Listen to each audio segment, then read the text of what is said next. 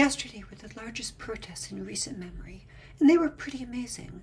Millions showed up in clear opposition to the rising fascism of Trump's second term.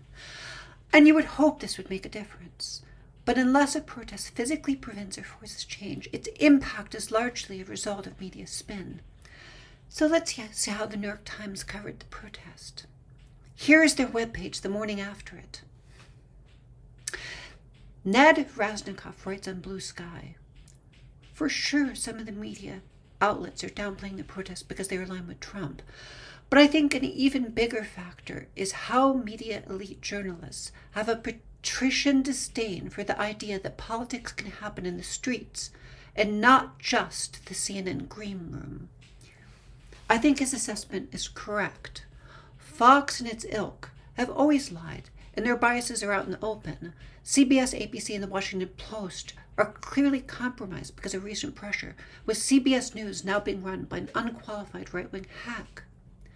But the New York Times and Atlantic are a bit more complicated. Sure, the New York Times has its political agenda, and they have openly opposed the Democratic nominee for the New York City mayor because he threatens the power of the rich interests the New York Times has always represented.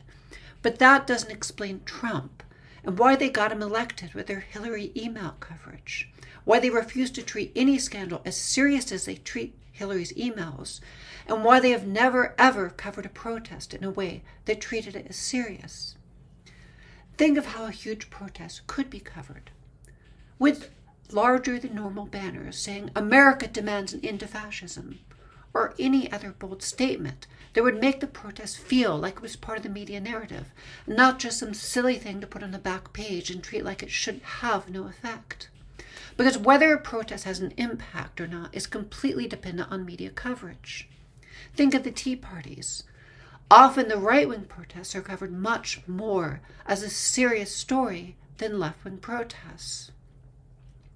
So when you think in your head as to whether a protest was consequential, whether yesterday was consequential or not, you base how you see this on the talking heads on the front page and how they cover it.